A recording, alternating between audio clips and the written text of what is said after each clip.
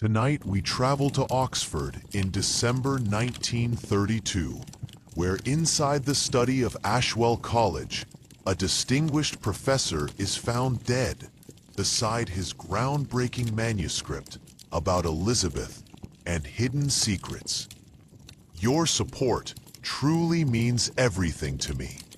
If you find joy in these stories, please think about subscribing to the channel. Before we dive in, share in the comments where you're tuning in from.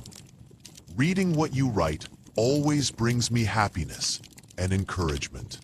Now, settle back with a warm cup of coffee, stay curious, and let's begin. Murder at Ashwell College, Chapter 1, An Invitation to Oxford. It was a sharp December morning when the invitation reached our flat at Whitehaven Mansions.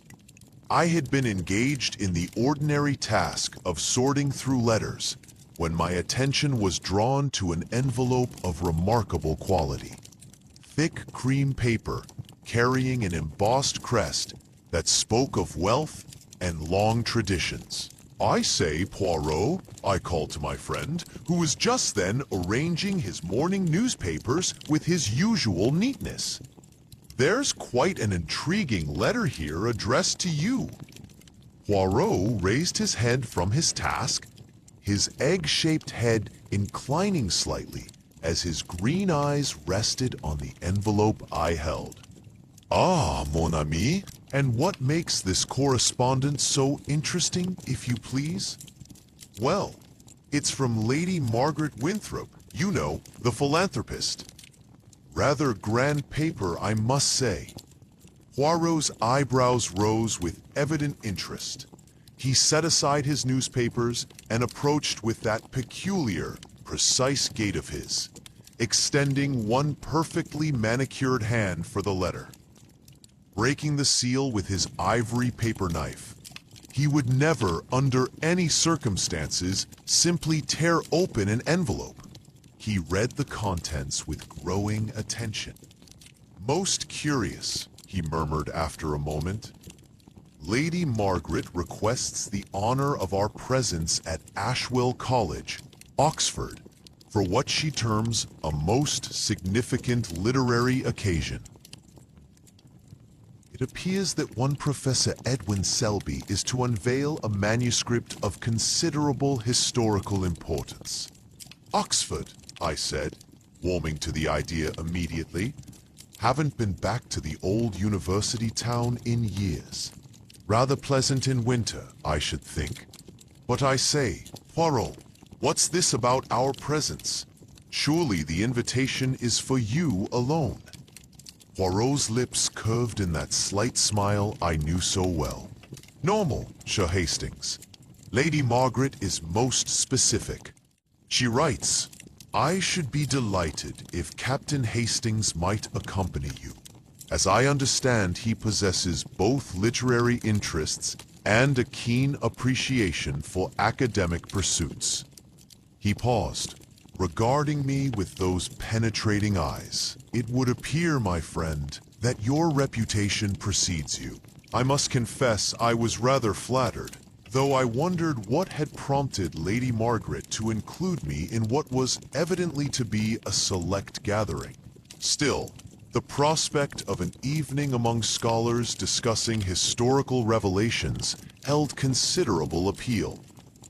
"What manner of revelations might these be?" I inquired. Poirot refolded the letter with characteristic care. "Lady Margaret is somewhat, how shall I put it, circumspect in her details. She mentions only that Professor Selby's research concerns Elizabeth and state secrets, and that his findings may cause quite a sensation among historians." He paused, his head tilting thoughtfully. "There is something in her tone, Hastings, a certain anxiety beneath the formal courtesy that suggests this invitation may not be entirely social in nature." "Anxiety? Whatever could cause a lady of her standing to be anxious about a scholarly presentation?" "Ah, That is indeed the question, is it not? Poirot moved to the window, gazing out at the London street below. Lady Margaret Winthrop comes from one of England's oldest families, a lineage that stretches back to Tudor times. If I am not mistaken, when one's ancestors have been prominent for centuries, revelations about Elizabeth and secrets might prove uncomfortable. The implication was not lost on me, though I found it difficult to imagine that ancient history could trouble anyone in our modern age. Though I found it difficult to imagine that ancient history could trouble anyone in our modern age. Still, I had learned to trust Poirot's instincts about such matters. "When is this gathering to take place?" I asked. "Tomorrow evening, we are to arrive at Ashwell College by 6 o'clock, where Professor Selby will conduct a private reading in his study for a select group of guests." Poirot returned to his desk, already reaching for his fountain pen. "I shall accept, naturally. This Professor Shelby has intrigued me considerably. A man who has devoted his life to uncovering secrets that others have kept buried for 3 centuries must be a person of remarkable determination." As Poirot began composing his reply, I found myself anticipating our journey to Oxford with unexpected enthusiasm. There was something rather romantic about the idea of gathering in a scholar's study to hear revelations about the great figures of history.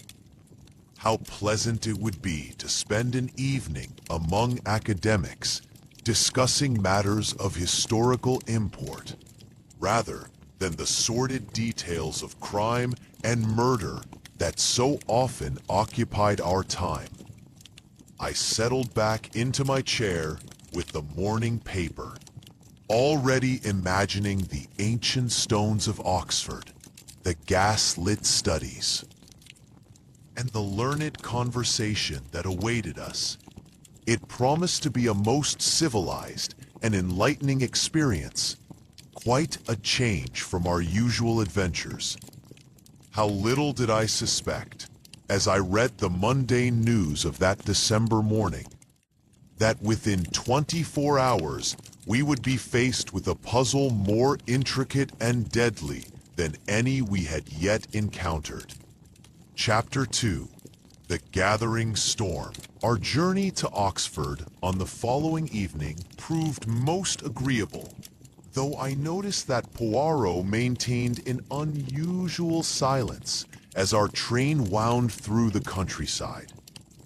The winter twilight was settling over the spires of the ancient university, as our taxi deposited us at the gates of Ashwell College, where the porter directed us through a series of cobbled courtyards to Professor Shelby's quarters. The professor's study occupied the ground floor of a Tudor building that must have witnessed centuries of scholarly endeavor. Tall windows looked out upon a formal garden, now surrounded in December mist, while inside the paneled walls were lined floor to ceiling with leather-bound volumes. The room possessed that particular atmosphere of learning and tradition that only Oxford can provide, a sense of accumulated wisdom and quiet authority. Lady Margaret Winthrop greeted us at the door with a warmth that seemed to my eye somewhat forced. She was a pretty woman of perhaps 55, with iron-gray hair arranged in an elegant coif, and wearing a gown of deep blue silk that spoke of considerable expense. Her manner was gracious, yet I detected a tension about her eyes and a certain stiffness in her smile. "Mr. Poirot, Captain Hastings," she said, extending her hand. How delighted I am that you could join us for this most significant evening. Professor Shelby has been looking forward to sharing his discoveries with such distinguished guests. Professor Edwin Shelby proved to be a man of perhaps 60, tall and lean, with the scholarly stoop that comes from years bent over ancient documents. His gray beard was meticulously trimmed, and his dark eyes held the intense gleam of one who has spent his life pursuing elusive truths. He welcomed us with evident pleasure, though I noticed he seemed somewhat nervous, repeatedly adjusting his spectacles and smoothing his waistcoat. "Gentlemen," he said, his voice carrying the cultured tones of one accustomed to lecturing halls, "I trust you will find this evening's revelations of interest. I have spent the better part of 5 years researching the material I shall present tonight, and I believe it will quite revolutionize our understanding of certain, shall we say, delicate matters from our Tudor past. As we accepted glasses of excellent port, I took the opportunity to observe our fellow guests. Dr. Julian Cross, whom Lady Margaret introduced as Professor of History at the college, was a man of middle years, with thinning hair and an air of barely contained impatience. He possessed one of those sharp, intelligent faces that suggest a mind always at work, though there was something in his manner toward Professor Shelby that struck me as less than cordial. Shelby's work promises to be quite comprehensive, Dr. Cross remarked to us, though his tone suggested something other than admiration. He has always been most thorough in his research methods. Standing quietly near Professor Shelby's massive oak desk was a woman of perhaps 40, plainly but neatly dressed, with intelligent gray eyes behind wire-rimmed spectacles. This was Miss Dorothy Hale, Professor Shelby's secretary, who had served in that capacity for some 20 years. She moved about the room with quiet efficiency, ensuring that everyone had refreshment and that the professor's materials were properly arranged for his presentation. Miss Hale is indispensable to my work, Professor Shelby informed us with evident fondness. Her knowledge of Elizabeth and documents is quite extraordinary indeed. I often think she knows my research better than I do myself. Miss Hale colored slightly at this praise, but said nothing, merely continuing her quiet preparations with that self-easing manner common to devoted secretaries. 3 graduate students completed our small company, young men whose eager faces and nervous deference to their seniors marked them clearly as aspirants to academic distinction. They spoke little, content to listen to their elders, and occasionally exchange meaningful glances among themselves. As the evening progressed, Professor Shelby's excitement became increasingly evident. He spoke in hints and delusions about the explosive nature of his discoveries, particularly regarding certain noble families whose ancestors had played questionable roles in the political intrigues of Elizabeth's court. "History, gentlemen," he declared, gesturing with his port glass, "is often written by those who wish to conceal rather than reveal. But documents have a way of surviving, hidden in forgotten archives, waiting for the persistent researcher to uncover their secrets." I noticed Lady Margaret had grown progressively paler during these remarks, her knuckles white as she gripped her glass. Dr. Cross, meanwhile, had developed a pronounced frown, and more than once I saw him exchange sharp glances with the professor. The atmosphere in the room had grown distinctly tense by the time Professor Shelby announced that he was ready to begin his formal presentation. He moved to his desk, where I observed a beautiful silver ink pot had been placed in a position of prominence. An ornate piece that seemed oddly out of place among the scholarly clutter. "A gift from Lady Margaret," Professor Selby explained, noticing my gaze. "16th century, she tells me. Most appropriate for tonight's revelations." As our small company arranged ourselves in chairs facing the professor's desk, I could not shake the feeling that we were about to witness something far more significant than a simple academic presentation.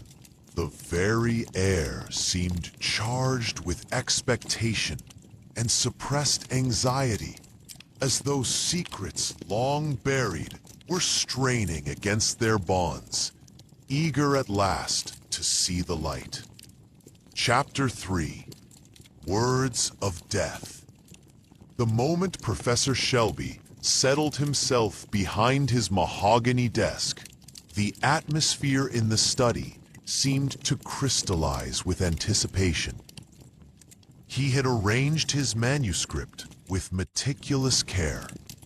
The typed pages spread before him in neat order, while the ornate silver ink pot gleamed under the lamplight like some ancient talisman.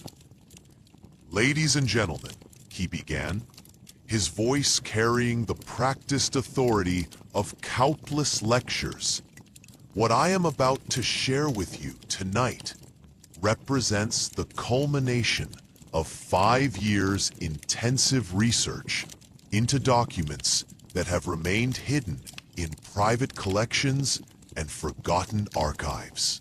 He paused, surveying our small company with evident satisfaction. "The revelations contained within this manuscript will, I believe, fundamentally alter our understanding of certain noble families who have long enjoyed reputations built upon carefully constructed myths."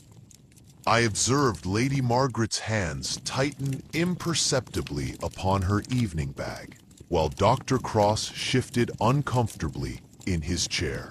Miss Hale remained motionless near the bookshelf, her gray eyes fixed upon her employer with unwavering attention. Professor Shelby lifted the silver ink pot slightly, admiring its craftsmanship. "How appropriate that I should use this beautiful Tudor artifact tonight," he mused.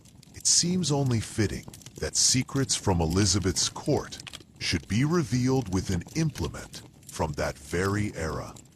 He unscrewed the inkpot's ornate lid and reached for his fountain pen, an elegant instrument that I noticed he handled with particular care, as though it were precious to him. As he dipped the pen into the dark blue ink, I found myself oddly fascinated by the ritual quality of his movements. "The first document I wish to discuss," Professor Shelby continued, beginning to make notes in the margin of his manuscript, "concerns the Winthrop family's involvement in the Essex Rebellion of 1601. Contrary to historical records, I have discovered evidence that suggests his voice faltered slightly, and I noticed his hand tremble as he held the pen. Perhaps the excitement of the moment was affecting him more than he cared to admit. He cleared his throat and attempted to continue. Evidence that suggests the family's loyalty to the crown was not as unwavering as.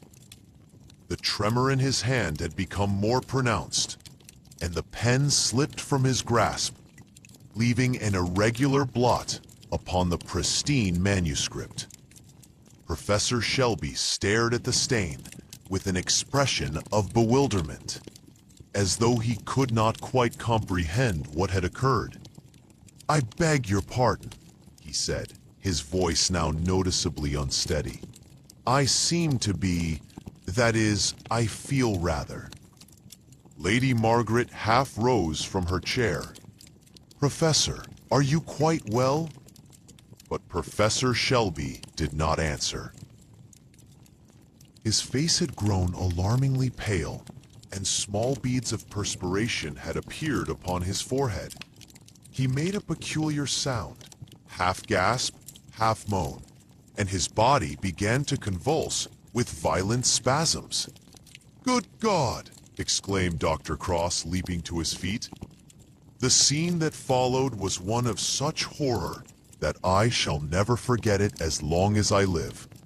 Professor Shelby's convulsions intensified, his breath coming in terrible, rattling gasps. His eyes, wide with terror and confusion, sought help from those around him, but there was nothing any of us could do.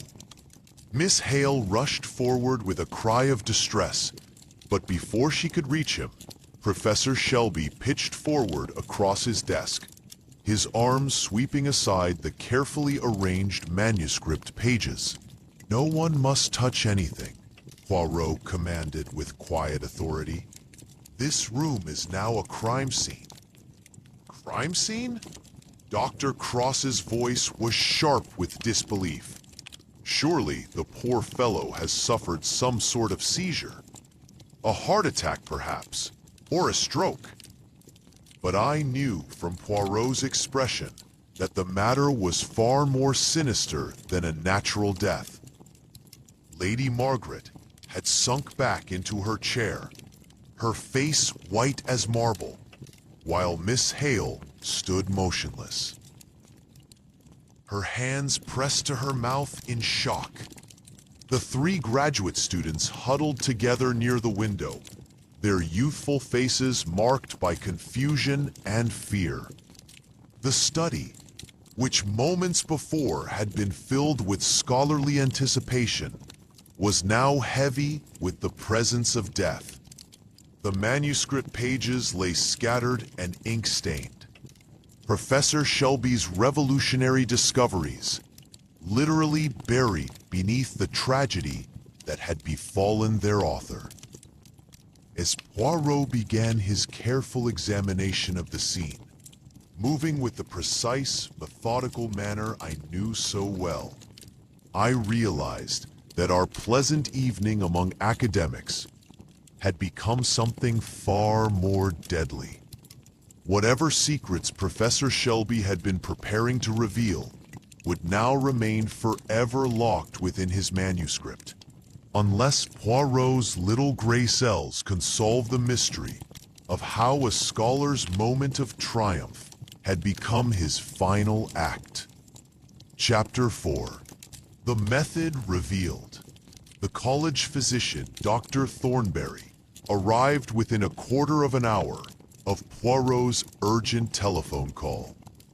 He was a portly gentleman with silver whiskers, whose usual manner of genial bedside comfort was replaced by grave professionalism as he surveyed the tragic scene before him. "I must ask everyone to remain precisely where they are," Poirot had instructed while we awaited the doctor's arrival. "No one is to touch anything upon or near the desk. Captain Hastings, perhaps you would be so kind as to note the exact position of each person when Professor Selby collapsed." I had done so with growing unease, marking in my mind where Lady Margaret sat wringing her hand, where Dr. Cross paced restlessly by the fireplace, where Miss Hale stood frozen near the bookshelf, and where the three graduate students huddled by the tall windows. The scene had the quality of a tableau, each figure locked in place by shock, and I suspected by something more sinister. Doctor. Thornberry completed his preliminary examination with the thoroughness of long medical practice. When he straightened from the professor's still form, his expression was grave indeed. "I must tell you," he announced to our assembled company, "that this was no natural death. The symptoms I observed, the convulsions, the rapid onset, the particular pallor of the skin, these are consistent with poisoning by some form of alcyoniad toxin." Lady Margaret uttered a small cry and pressed her handkerchief to her lips. Dr. Cross ceased his pacing and stared at the physician with evident shock. "Poisoning," he repeated. "But that's impossible. We all shared the same port, the same refreshments. If there were poison in the food or drink, surely we would all be affected." "Precisely the question that intrigues me," said Poirot quietly. He had been examining the overturned inkpot with minute attention, careful not to disturb its position. "Dr. Thornberry, would you say the poison acted quickly?" "Very quickly indeed. From the onset of symptoms to death could not have been more than 2 or 3 minutes. This suggests a concentrated dose of something quite potent, and administered very recently." Poirot nodded thoughtfully. "And the method of administration? If not through food or drink, then how?" Thornberry frowned. "That is the puzzle, isn't it? The toxin would need to enter the bloodstream directly, either through injection, which I see no evidence of, or through some form of absorption through the skin." "The skin," I interjected. "But surely that would require an open wound of some sort." "Not necessarily a wound, Captain Hastings, but certainly some break in the skin's integrity. Even small cuts or abrasions would suffice for certain types of poison." At this, Miss Hale spoke for the first time since the tragedy had occurred. "Professor Shelby's hands," she said in a voice barely above a whisper. "He was always getting small cuts from handling old documents. The parchment edges, you know, and the metal clasps on ancient bindings. His fingers were constantly healing from tiny wounds." Poirot's eyes sharpened with interest. "Most observant, mademoiselle. And these cuts, they would be particularly concentrated where? On his fingertips and along his fingers, where he turned pages. He was forever picking at healing cuts, a nervous habit of his. Indeed, Poirot approached the desk with extreme care, his gaze fixed upon the spilled contents of the silver inkpot. The dark blue ink had spread across the manuscript pages, creating an irregular stain that seemed to mock the professor's years of careful scholarship. Inspector Morrison of the Oxford Constabulary arrived as Dr. Thornberry was completing his more detailed examination.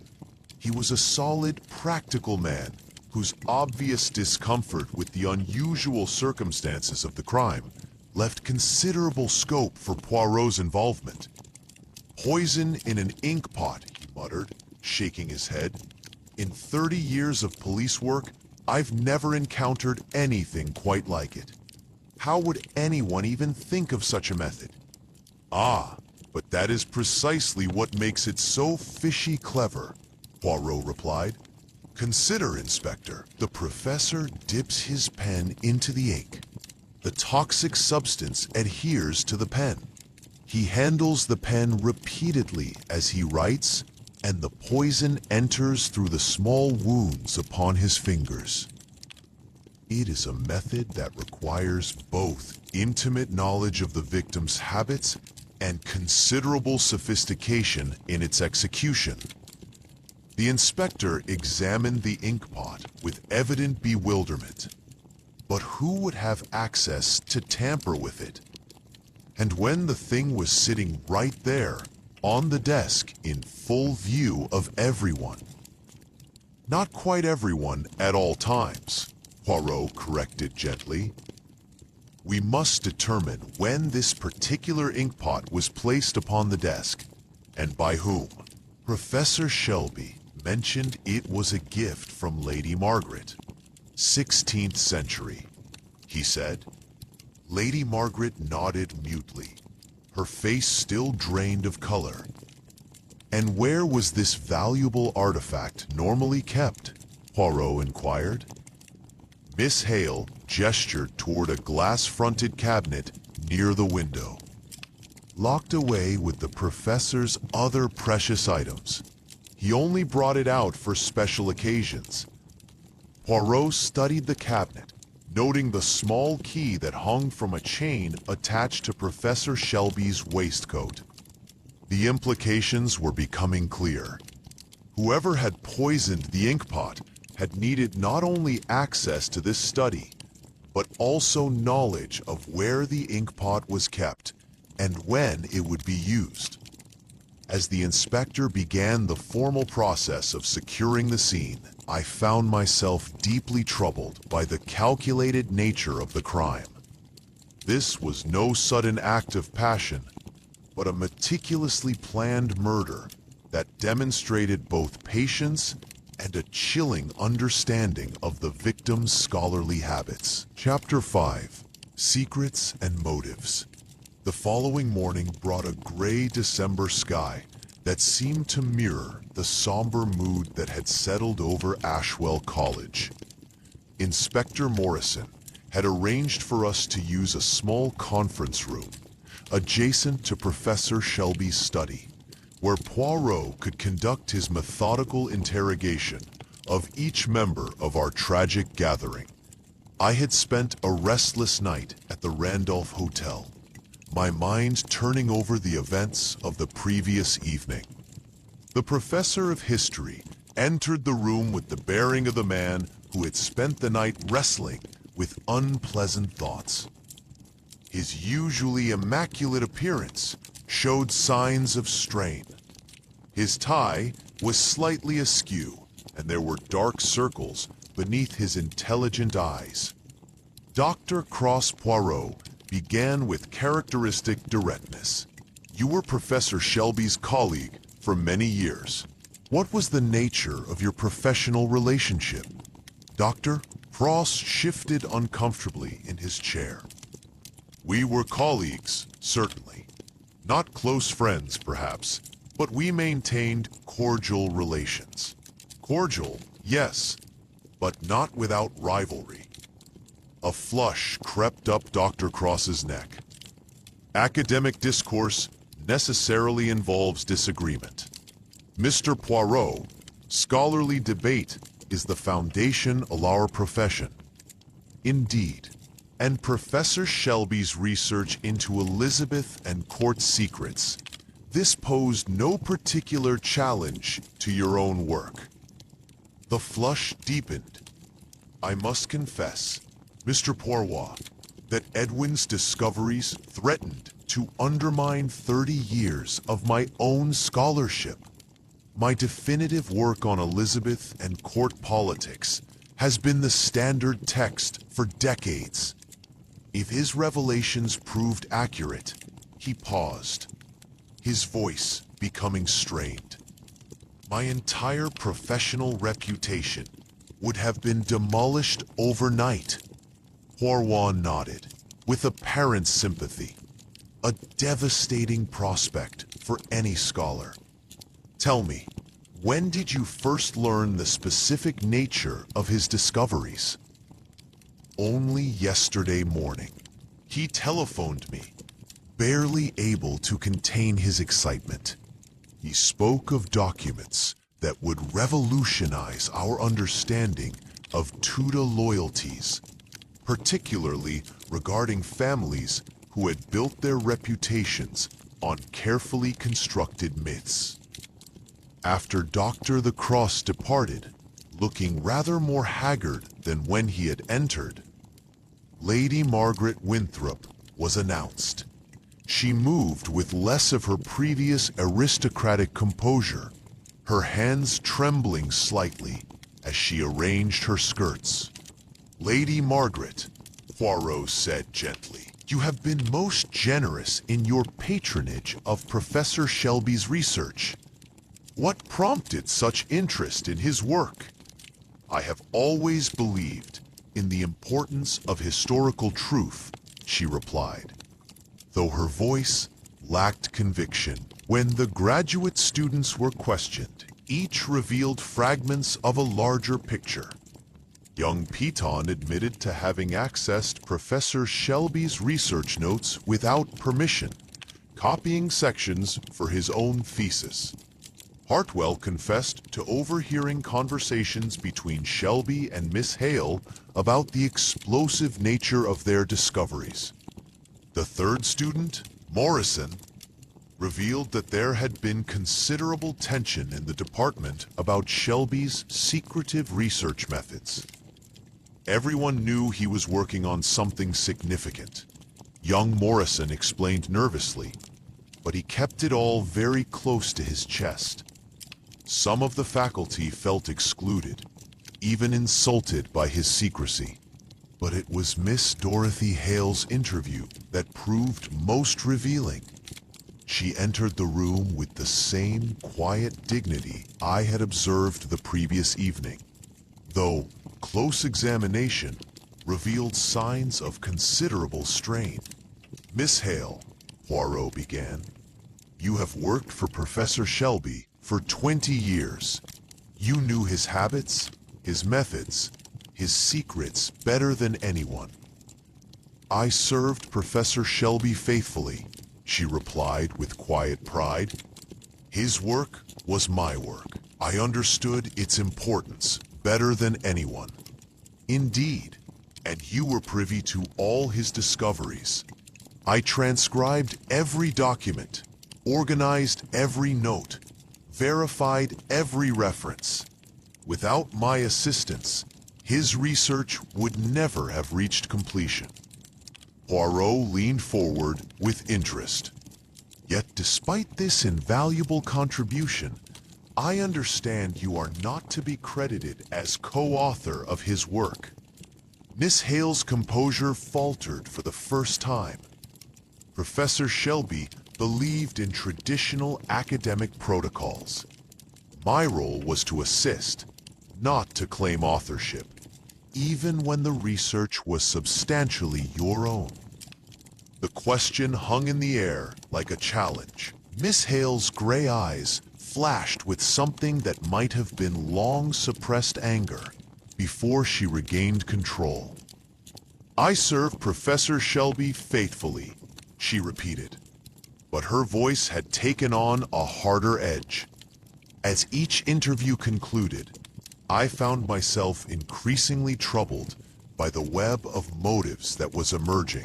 Academic rivalry, social disgrace, professional theft, and unacknowledged contribution each provided compelling reason for murder. Yet the sophisticated nature of the crime suggested a mind capable of both meticulous planning and cold calculation. Chapter 6: The Locked Cabinet Mystery. Following the morning's interviews, Poirot insisted upon a thorough examination of Professor Shelby's study. Inspector Morrison had released the scene for investigation, though the chalk outline on the carpet and the scattered ink-stained manuscript pages served as grim reminders of the previous evening's tragedy. "Observe, mon ami," Poirot said as we entered the paneled room. "The arrangement tells us much about the mind of our murderer." Poirot turned to Miss Hale, who had accompanied us to provide information about the professor's routines. "Mademoiselle, tell us about Professor Shelby's preparations for yesterday evening. When did he request the inkpot be placed upon his desk?" Miss Hale's gray eyes were thoughtful behind her spectacles. That is what I find so peculiar, Mr. Poirot. The professor never specifically requested the inkpot. When I arrived yesterday afternoon to make final preparations, it was already there, positioned prominently on his desk. Already there? But who had access to this room and to the cabinet key? The professor kept the key with him always, but Miss Hale hesitated. There were occasions when he would remove it to access various items. During afternoon tea, for instance, he would often lay his watch chain aside while handling delicate documents. Poirot's eyebrows rose with interest. And who would be present during these afternoon tea sessions? Various people, depending on the day. Colleagues, students, visitors to the college. Yesterday afternoon, Dr. Cross called to discuss some administrative matter. Lady Margaret stopped by to confirm the evening's arrangements. And of course, I was in and out of the study throughout the day. She was a straightforward woman who had served the college for 30 years. And her testimony proved illuminating. "Oh, yes, sir," she told Poirot. "The professor was most particular about that inkpot. Beautiful thing it was. 16th century. Lady Margaret told him when she presented it last Christmas, he only brought it out for special world occasions. And then he'd handle it like it was made of spun glass.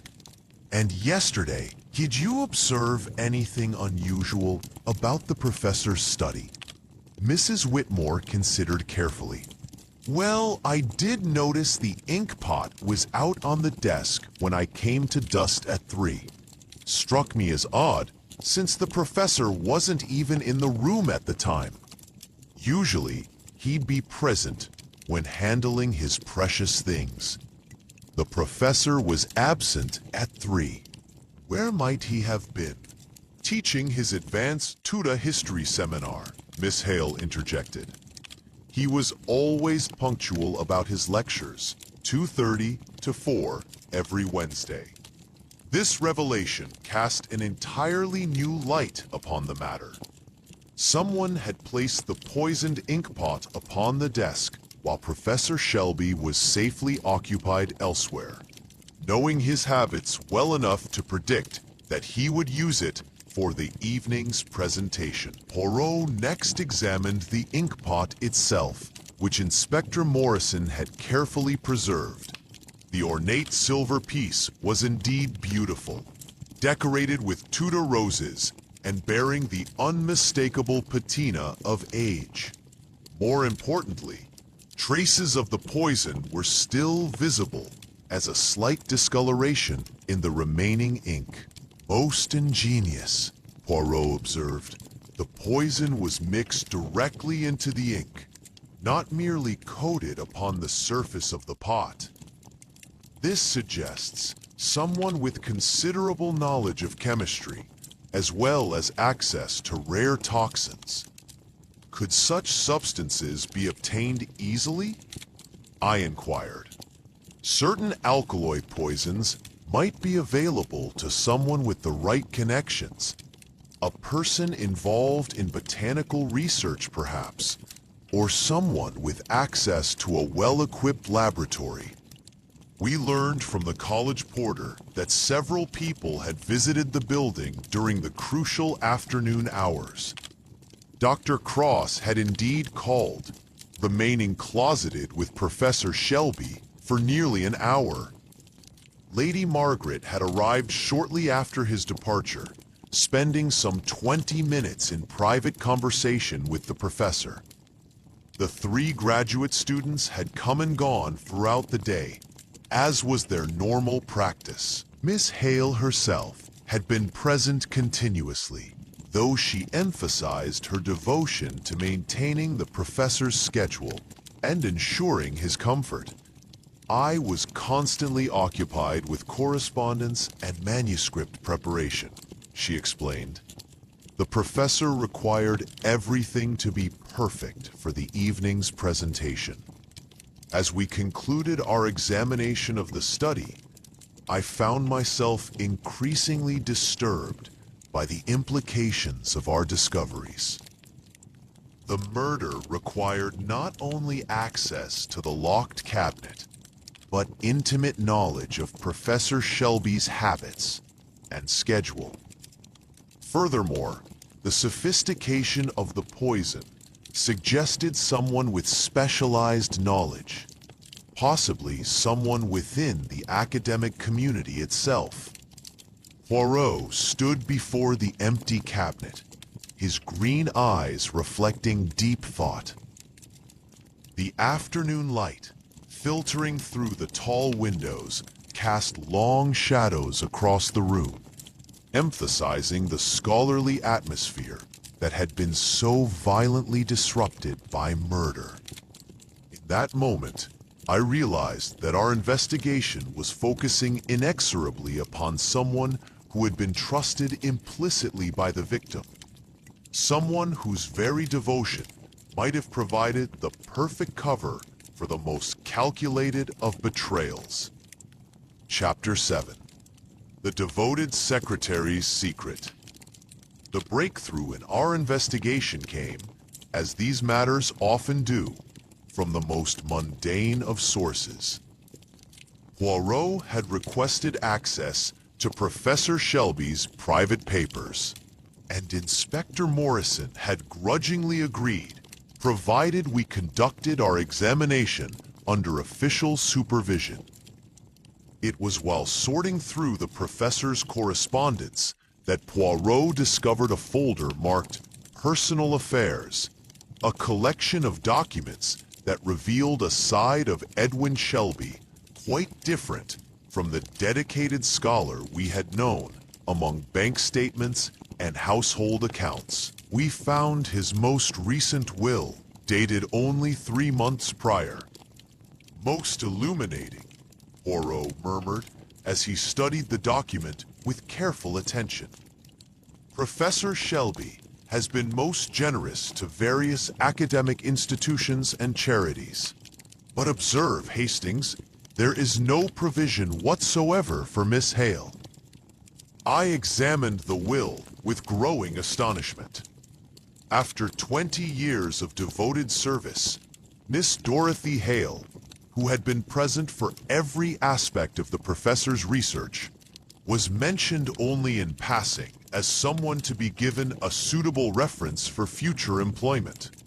Surely this must be an oversight, I suggested. Perhaps an earlier will provided for her.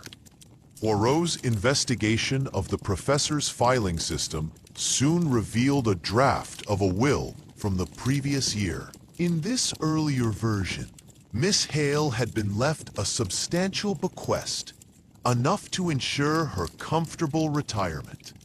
But the recent will had eliminated this provision entirely. But why would he change his mind so dramatically? I wondered aloud. The answer came in the form of a series of letters we discovered in Professor Shelby's private desk drawer. Correspondence between the professor and his solicitor, discussing concerns about Miss Hale's presumptuous attitude regarding the manuscript and her inappropriate expectations of credit for work performed in the capacity of secretary. One letter, dated barely a month ago, was particularly revealing. My dear Thornfield, I have decided that Miss Hale has overstepped the bounds of her position. While her assistance has been valuable, she appears to believe herself entitled to recognition as a co-researcher, rather than as the clerical assistant she has always been. I cannot allow such presumption to go uncorrected. The new will should make clear the distinction between employer and employee. Inspector Morrison whistled softly when Poirot read this passage aloud. That puts rather a different complexion on things, doesn't it? But there was more. Hidden beneath a stack of research notes, we discovered a file that contained what appeared to be Miss Hale's own scholarly work. Detailed analyses of Elizabeth and documents, innovative research methodologies, and insights that formed the very foundation of Professor Shelby's manuscript. A neat handwriting covered page after page of original research, much of which had been incorporated wholesale into the professor's work. Moidor, Poirot breathed as he examined these documents. It appears that Miss Hale was far more than a secretary. She was in effect the co-author of Professor Shelby's research. Yet she was to receive no credit, no recognition, and now no compensation. The final piece of evidence came in the form of a carbon copy of a letter Professor Shelby had written to the publisher of his forthcoming book. In it, he had explicitly credited another scholar, Dr. Margaret Ashworth of Cambridge, with research assistance that had clearly been performed by Miss Hale. "But this is monstrous!" I exclaimed. How could he treat someone so shamefully after 20 years of faithful service? Academic ambition, monamy, can corrupt even the most scholarly of souls. Professor Shelby appears to have been unwilling to share the glory of his discoveries with anyone, particularly not with a woman who lacked formal academic credentials. We found Miss Hale in the college library, working quietly at a desk, surrounded by the familiar tools of her trade: index cards, reference books, and neat stacks of typed pages. She looked up as we approached, her gray eyes showing no surprise at our arrival. "Miss Hale," Poirot said gently, "we have been examining Professor Shelby's private papers. There are matters we must discuss." She set down her pen with careful precision and folded her hands in her lap. "I wondered when you would discover the truth about my situation. You knew about the changes to his will? I typed the final draft myself, Mr. Poirot. It was one of my last duties." Her voice remained steady, but I detected her underlying current of long-suppressed emotion. 20 years of service, and I was to be dismissed with a reference. 20 years of research, and my name was to appear nowhere in his work. The research in your files, it represents substantial original scholarship. Miss Hale's composure cracked slightly. I discovered 3 of the most crucial documents myself. I developed the analytical framework that made sense of the contradictory evidence. I spent countless evenings and weekends pursuing leads that Professor Shelby was too busy to investigate. And yet in his manuscript, I was to be mentioned only as my capable secretary, Miss H. The bitterness in her voice was unmistakable now. Years of resentment finally finding expression.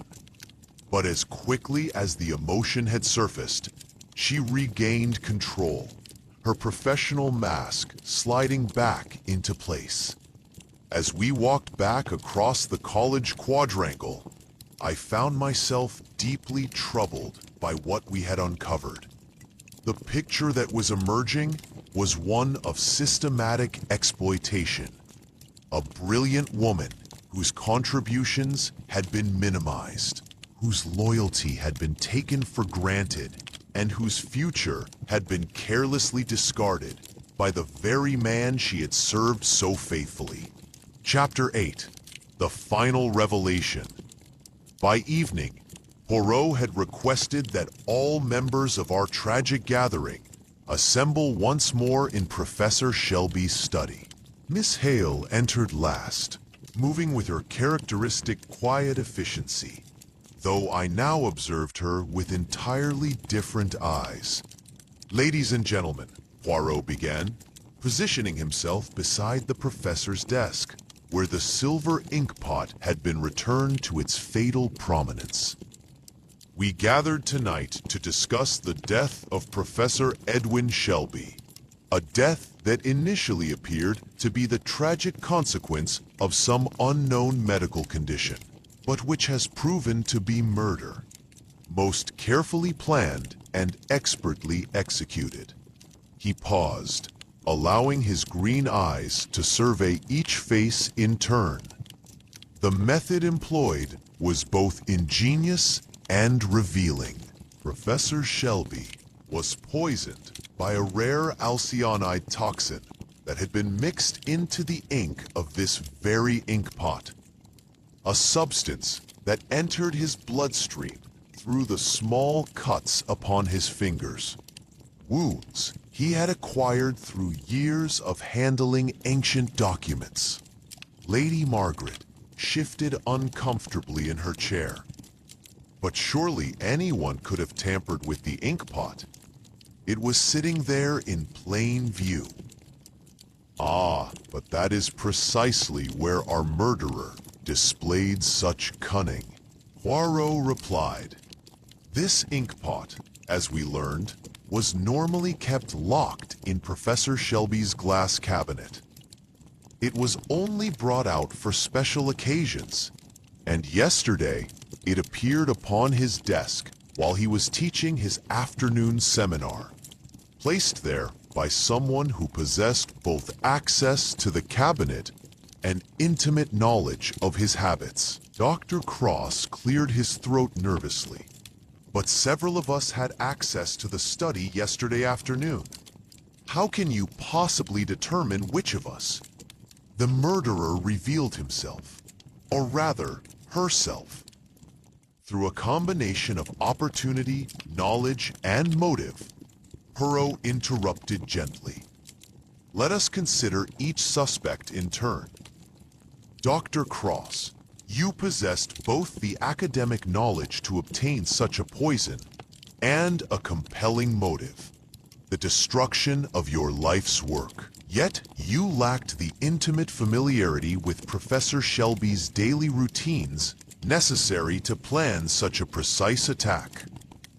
Dr. Cross sagged with visible relief, though shame colored his features at the exposure of his professional jealousy. Lady Margaret, Poirot continued, you feared the revelation of your family's historical secrets and possessed the financial means to acquire rare substances. But the timing of the crime during Professor Shelby's lecture provided you with a perfect alibi, as college records confirm you were meeting with the dean at that precise time. Then who? Lady Margaret began, but Poirot raised his hand for silence. The murderer required 3 essential elements: intimate knowledge of Professor Shelby's habits, access to the locked cabinet, and a motive powerful enough to drive someone to such desperate measures. Only one person possessed all 3 requirements. He turned to face Miss Hale, who sat with perfect composure, her hands folded in her lap. Miss Dorothy Hale, for 20 years you served Professor Shelby with exemplary devotion. You knew his routines better than anyone. You had countless opportunities to access his cabinet key, and you possessed, as we discovered today, perhaps the most compelling motive of all. Miss Hale's gray eyes met Pooh's steadily. And what motive might that be, Mr. Poirot? The theft of intellectual achievement. You were not merely Professor Shelby's secretary. You were the true architect of his research, the discoverer of crucial documents, the developer of analytical methods that made his manuscript possible. Yet you were to receive no credit, no recognition, and as his recent will demonstrated, no compensation for your years of scholarly contribution. For the first time since we had known her, Miss Hale's composure cracked completely. 20 years, she whispered, her voice trembling with suppressed emotion. 20 years of my life, my mind, my discoveries, and he planned to dismiss me with a reference while crediting my work to Dr. Ashworth of Cambridge, a woman who had never seen the documents I uncovered. Your method was as scholarly as your motive, Poirot observed, with something approaching sympathy. You chose a poison that would act through his habitual handling of documents, using an inkpot that symbolized both his scholarship and your exclusion from it. If you could not write your name in his book, you would ensure he never wrote another word. Miss Hale straightened in her chair, her dignity returning even in defeat. He made one crucial error, Mr. Poirot. He underestimated the intellectual capacity of his capable secretary. I may lack formal credentials, but I possess something he never had, a true understanding of justice. Inspector Morrison stepped forward with his handcuffs, though Miss Hale rose to meet him with quiet composure. As she was led away, she paused at the door and looked back at the ink-stained manuscript that lay scattered across Professor Shelby's desk. "My research dies with him," she said simply. "Perhaps that is justice enough." The study fell silent after her departure, the weight of scholarly ambition and betrayed loyalty hanging heavy in the air.